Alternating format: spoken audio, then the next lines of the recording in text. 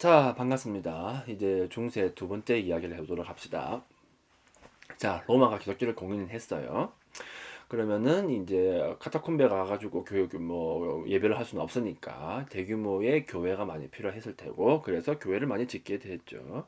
근데 이제 고대 그리스의 신장 같은 것들은 그거 교회의 어떤 미사 같은 거 보기에는 좀 적합하지가 않아요.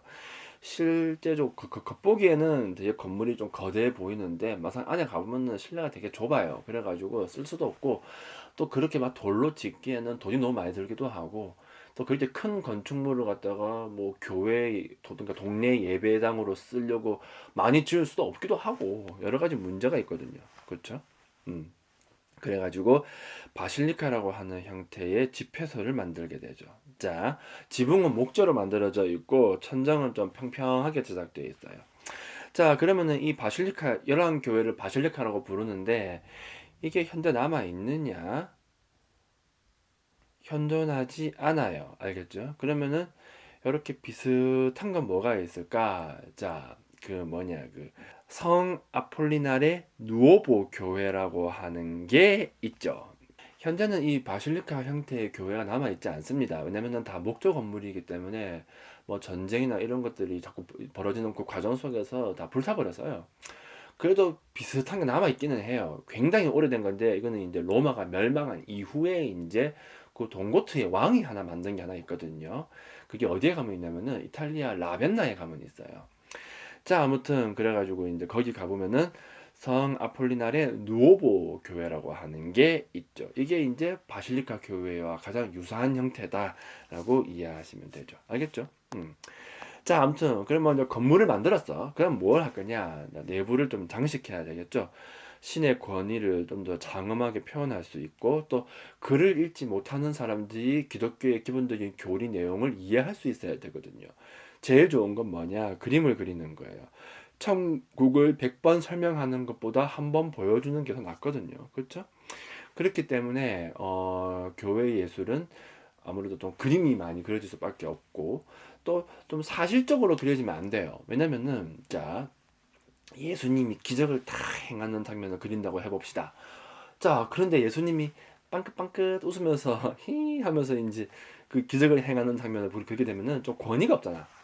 그래서 항상 보면은 좀 근엄하게 인상 팍 쏘고 요러한 표정을 짓고 이제 무언가를 하는 행동하는 것으로 많이 그려지게 되죠. 그 말의 의미가 뭐냐면은 좀 뭐라고 해야 될까? 좀 감정이나 이런 측면을 좀 많이 제거하게 돼요. 예수님에게 좀 더 많은 권위를 부여하기 위해서 그런 거죠. 알겠죠?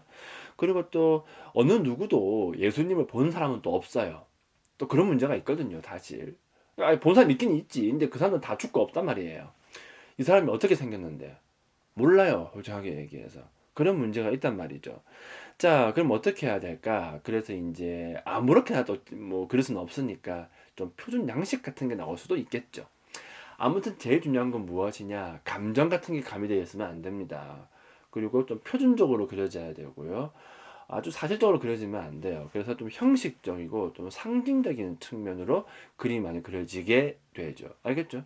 너무 사실적으로 그려지게 되면은 사람들이 예술을 갖다가 나랑 뭐가 달라? 이런 식으로 인식하기가 되게 쉽단 말이에요. 그러니까 예수님의 권위를 좀 더 부여하기 위해서 상징적으로, 형식적으로 감정은 배제하고 이런 식으로 좀 근엄하게 이렇게 그려야 좀 더 경이롭게 보이겠죠. 그런 식으로 그림이 많이 그려지게 돼요. 그러다 보니까 그리스 고전주의가 가지고 있었던 사실적인 측면들은 대부분 다 쇠퇴하게 되죠. 알겠죠? 여기서 오해를 하면 안 되는 게 우리가 보통 중세를 굉장히 좀 안 좋게 바라보는 경향이 좀 있어요. 뭐 아주 뭐 암흑기다 이런 식으로 바라보게 되고, 뭐 예술도 아주 뭐 수준이 막 떨어진다 이렇게 얘기를 많이 하게 되는데, 갑자기 수준이 떨어진 게 아니라 정확하게 말하자면은 할 줄 아는데 안 하는 거예요. 알겠죠? 할 줄 아는데 안 하는 거하고 아예 할 줄 모르는 거하고는 얘기가 다르다는 거지. 뭐 사실적으로 정말로 정말 사람처럼 그릴 줄 몰라서 안 했겠냐고요. 그렇지 않다는 거예요. 할 줄 아는데 어떤 이유에 의해서 중세 예술은 그러한 특징을 가지게 되었다. 이렇게 이해를 하는 게 좀 더 맞다는 거지. 알겠죠? 그래서 기독교 예술은 과거의 사실주의적인 예술적 기법을 다 상실해버린 저급한 방식이다. 이렇게 설명하는 책들이 분명히 있거든요. 그렇게 이해하면 안 됩니다. 그건 잘못된 생각이에요. 당시의 철학이 그러한 방향으로 끌고 갈 수밖에 없었다. 그렇게 이해를 하는 게 맞다는 거죠. 알겠죠? 그래서 저급한 게 아니라 다른 방식이다. 이렇게 이해를 하는 게 맞다는 거예요. 알겠죠? 자, 할 줄 모르는 게 할 줄 모르는 게 아니라 일부러 하지 않았다. 이렇게 이해하는 게 더 맞고, 또 이 중세의 예술만큼 뭐라고 해야 될까? 그 정신세계의 아름다움을 잘 표현하는 것도 또 없기도 하죠. 그래서 단순하게 저급하다 이렇게 말하시면 안 됩니다. 잘 이해하는 게 더 중요하게 되겠죠. 자, 아무튼 그래서 이 기독교 이 중세 예술들 같은 경우에는 기독교 안에 갇히게 돼요. 그렇게 되고 또 이 기독교 예술은 또 어디에 갇히냐면 교회 안에 갇히게 되죠. 그래서 우리가 중세 예술을 이해하려면 교회 가야 돼. 무조건. 그래서 여러분들 만약에 유럽에 갔는데 그 패키지로 가신 분들이 좀 이런 문제가 있더라고요. 교회 안에 안 들어가고 교회 겉면만 쓱 보고 돌아다니는 분들이 좀 있더라고요. 보니까 그렇게 가면 안 돼요. 교회 안에 반드시 들어가야 돼요. 교회 안에 들어가서 그 교회 분위기 같은 걸 좀 느껴야 된다는 거죠. 왜 그러냐면은 잘 생각해 봅시다. 자, 여러분들이 기독교 예술을 가만히 보게 되면은 제일 많이 그려지는 사람이 누구냐? 예수님과 마리아예요. 그렇죠? 예수님과 마리아가 거의 대부분을 차지한다라고 봐도 무방하죠. 아니면 그 외에 뭐 제자들이나 그런 분들이 나오게, 아니면 천사나 나오게 되는데, 여러분들이 중세 예술을 보면서 신을 표현한 거 본 적 있습니까? 본 적 없지 않아요. 그렇죠? 자, 어떻게 본다면은 신이 제일 중요해. 하지만 어떤 예술품에서도 신을 직접적으로 묘사한 거는 없단 말이죠. 왜 그럴 것 같아요? 예수님은 되는데. 자, 신은 그릴 수가 없죠. 형태가 없으니까. 어느 누구도 본 적도 없고요. 그렇잖아요? 하지만 예수는요? 예수는 달라요. 이 사람 반인반신이에요. 인간이기도 하고 신이기도 하죠. 좀 모순된 존재예요. 논리적으로 봤을 때. 그렇지 않아요? 그래서 이제 이 사람이 가지고 있는 인간적인 측면과 신적인 측면을 갖다가 조화시키는 게 굉장히 어려워요. 중요한 건 무엇이냐면 이 예술에서 신을 어떤 식으로 표현할 것인가가 중요해지는 거죠. 절대로 그림으로 그려서는 안 된다는 거예요. 알겠죠? 그럼 어떻게 하면 될까? 제일 좋은 방식은 신을 교회 내부에 마치 와 있는 것처럼 그런 식으로 표현하는 게 제일 좋아요. 어떻게 하면 될까? 그걸 활용하기 위해서 어떻게 하느냐? 빛이라고 하는 걸 활용하게 되죠. 알겠죠? 빛으로 이제 신을 찬양하는 형태가 되는 거예요. 빛이라고 하는 게 되게 재밌거든. 형태가 없잖아요. 그렇죠? 하지만 이 빛을 잘 활용하게 되면은 마치 그 자리에 무언가가 와 있는 것 같은 신비로움을 줄 수가 있다는 거예요. 예를 들어 보면은 여러분들 왜 그 유럽에 가서 교회 가보신 데 보면은 그 고딕 형태의 그 교회 가보면은 그 스타인드 글라스가 여러 개 있잖아요. 그죠? 가끔씩 그거 보신 분 계실 거예요. 운이 좋으면은 이 스타인드 글라스로 햇빛이 딱 들어오게 되면요. 이 사이로 이 색깔들이 여러 개 일렁이는 것 같은 그런 느낌의 어떤 빛을 보신 분이 있을 거예요, 아마. 자, 우리는 그게 왜 그러한 현상이 생기는지 과학적으로 설명이 되지만, 아니, 물론 전 못하지만, 자, 옛날 사람들이 그걸 봤다고 해봅시다. 정말 신비롭지 않겠어요, 그게? 그렇잖아요? 그러면 그러한 것들을 보고 뭐라고 말할 수 있느냐? 신이 여기에 와 있다라고 설명할 수가 있다는 거죠. 그런 식으로 교회 건물을 지을 수가 있다는 거예요. 그래서 이 기독교 예술 같은 경우에는 빛이 핵심이에요. 자, 빛을 활용해서 이 자리에 신이 와 있다라고 설명할 수 있게끔 하는 거죠. 알겠죠? 자, 그러면 먼저 두 가지 측면을 바라볼 수 있을 거예요. 첫 번째, 건물을 갖다가 어떻게 짓느냐. 햇빛을 제일 잘 받을 수 있는, 채광을 정말 잘 할 수 있는 형태로 건물을 지으면 될 거 아닌가. 그죠? 어떻게 하면 될까요? 간단해요. 재단은 항상 동쪽으로. 알겠죠? 재단은 항상 동쪽으로 향하게 지어요. 그러면 주일날 아침에, 제일 중요한 주일 아침에 예배 볼 때, 해가 싹 뜰 때, 그때 햇빛을 정말 잘 받으면은 그 창을 통해서 햇살이 들어오게 되면 어떤 느낌이 들겠어요? 좀 반짝반짝한 느낌이 드니까 마치 신이 여기에 와 있는 것 같은 느낌을 줄 수가 있겠죠. 그 다음 그림을 그린다라고 한다면은 어떤 식으로 해야 좀 더 빛을 잘 활용할 수 있을까? 두 가지 방식이 있죠. 첫 번째는 모자이크를 활용하는 방식이 있어요. 모자이크를 통해서 빛이 반사되게끔 만드는 거죠.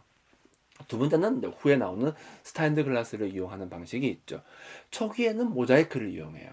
자, 그러면은 모자이크를 이용한다. 좋아. 근데 모자이크만 바른다라고 해가지고 또 빛이 반짝반짝한 느낌이 들진 않는단 말이에요. 그럼 어떻게 하면 될까? 두 가지 색깔을 많이 쓰게 돼요. 금색.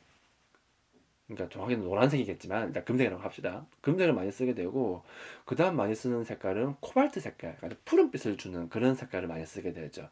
그러니까 이 두 가지 색깔이 탁탁탁 빛에 반사되게 되면은 약간 반짝반짝 빛나는 듯한 느낌을 주게 된다는 거예요. 알겠죠? 그리고 우리는 그 원형을 초기 기독교 예술에서 이미 확인이 된다는 거예요. 나중에 나오는 뭐 로마네스크 양식이나 고딕 양식이 아니라 초기 양식인 바실리카식 교회 안에서도 그런 것들이 나온단 말이에요. 우리는 이거를 갖다가 크게 두 가지 형태로 확인해 볼 거예요. 자, 이거를 이해하려면 이제 어디로 가야 되느냐? 이탈리아의 라벤나로 가야 돼요. 아마 가보신 분도 계실 거예요. 라벤나는 한때 그 로마의 수도였어요. 로마의 황제 중에 호노리우스라는 사람이 있었는데 384년에서 423년까지의 사람인데 이 사람이 수도를 라벤나로 옮기게 되죠. 여러분이 다 아시다시피 그 아우구스티누스가 왜 나오냐? 콘스탄티누스가 기독교를 공인한 그 다음에 한 게 뭐였어요? 수도를 옮기게 되죠. 콘스탄티노플 현재의 이스탄불로 수도를 옮기게 돼요. 이렇게 하면서 수도가 두 개로 갈리게 되는 거죠. 로마가 있고 콘스탄티노플이 있고. 그렇죠? 게르만의 침입을 막을 수가 없는 거예요. 그러다 보니까 이제 도저히 안 돼가지고 서로만 멸망 직전까지 가게 되면은 로마를 포기하게 되죠. 라벤나로 가게 돼요. 라벤나를 위치를 보시면 아시겠지만 이탈리아의 동쪽 해안가에 있어요. 왜 거기다가 도망갔겠어요? 수틀리면 콘스탄티노플로 튄다는 거지. 그런 목적에서 이제 라벤나로 소도로 옮기게 돼요. 자, 호노리우스한테는 갈라플라치디아라고 하는 누이가 한 명 있었죠. 그 아들이 발렌티니아 누스 3세라고 하는데 얘가 이제 훗날 황제에 오르기도 해요. 진짜 망하기 직전이에요. 이 시점은. 자, 그때 이제 이 갈라플라치디아가 25년간 이제 섭정을 맡게 되죠. 이 발렌티니아 누스 3세가 6살 때 황제가 되거든요. 자, 아무튼 그래가지고 이 라벤나에다가 이제 자기 아들과 자신을 위한 무덤을 하나 짓게 되는데 그 무덤을 갈라플라치디아 묘당이라고 얘기를 합니다. 굉장히 중요한 무덤 중에 하나예요. 아마 가보신 분도 계실 텐데 제가 알기로는 마구잡이로 들어가면 안 되고 한 사람당 한 10분 정도밖에 못 머무는 걸로 알고 있어요. 왜냐면은 사람이 너무 많이 들어가게 되면은 이제 내부 온도가 올라가는 문제가 있을 테니까. 자, 봅시다. 보시면 아시겠지만 입구가 한 곳에 있고 이제 십자가 모양이에요. 그러니까 한쪽은 입구이고 양 끄트머리 세 군데다가 무덤을 딱 두는 거죠. 그러니까 한쪽 무덤은 아들님이고 한쪽 무덤은 자기 갈라플라치디아 무덤이 이렇게 있는 거예요. 외관은 되게 소박해 보이는데 내부를 보면은 굉장히 화려한 모자이크로 장식을 해놨죠. 이곳은 뭐냐면 무덤 안에 만들어진 작은 천국, 약간 이런 느낌이 좀 강하죠. 예수님을 보시면 아시겠지만 어떤 감정도 드러나지 않는 좀 의연하고 엄숙한 모습을 갖춰져 있고 좀 절대자의 위험 그런 걸 좀 많이 갖추고 있죠. 도움 천장을 보면은 파란색 하늘에 노란색 별들이 원을 그리면서 빛나고 있고요. 그 중간에 보면은 십자가가 있죠. 이게 이제 신의 빛을 뽐내고 있는 것이고 귀퉁이에 보면은 천사, 뭐 날개 달린 사자, 날개 달린 소, 뭐 독수리 이런 것들이 있는데 이거는 이제 복음서의 저자들을 상징하는 거예요. 알겠죠? 그다음에 그 아래쪽으로 이제 사도들이 이제 십자가를 경배하는 형태로 그려져 있죠. 보시면 아시겠지만 금빛과 이제 푸른빛으로 이제 모자이크가 새겨져 있는데 기본적으로는 무덤이기 때문에 이게 아마 내부에 빛은 아마 없었을 거예요. 하지만 지금은 이제 관광지로 활용되다 보니까 인위적으로 빛을 설치해 가지고 이제 쏘아 올리는 형태가 된 거죠. 반짝반짝 빛나는 게 굉장히 신비로운 느낌을 주게 되죠. 이거 직접 보고 오신 분은 제가 만난 적이 있는데 정말로 아름답더라라고 말을 하더라고요. 다음 두 번째로 봐야 될 게 뭐가 있냐면은 라벤나에 있는 아까 말했던 그 성 아폴리나레 누오보 교회예요. 요거는 이제 쌍둥이 교회가 하나가 더 있어요. 시내에도 하나 있고 저 바깥 지역에도 하나가 있고요. 자, 요거 하나하고 그다음에 보시다시피 요거 하나가 이렇게 두 개가 있게 되죠. 생김새는 거의 뭐 비슷하다고 보시면 돼요. 자, 이 교회는 언제 지어진 거냐면 476년에 그러니까 소로마가 멸망한 그 다음에 게르만인들이 세운 동고트 왕국의 왕인 데오도리크라는 애가 505년에 바실리카형 방식으로 만든 거예요. 자, 좀 초라한 교회인데 이제 내부로 들어가 보게 되면은 이제 모자이크로 좀 장식이 되어 있죠. 시내에 있는 교회가 좀 장식이 잘 돼 있어 가지고 이게 좀 더 중요해요. 벽면 장식은 크게 3단계로 나누어져 있어요. 창문 제일 윗부분에 있는 작은 모자이크 장식이 있고 창문 사이사이에다가 또 넣어놨고 그 다음에 창문 하단에 보면은 이야기로 담겨져 있는 길다란 게 있죠. 왼쪽 평면에는 동방박사의 이야기가 있고 오른쪽 벽면에는 그 남자들 위주로 해가지고 예수님을 향해 가는 뭐 그러한 내용들이 담겨져 있다라고 보시면 되는데 역시 보시면 아시겠지만은 금빛 모자이크가 아주 자세하게 박혀져 있죠. 그렇죠?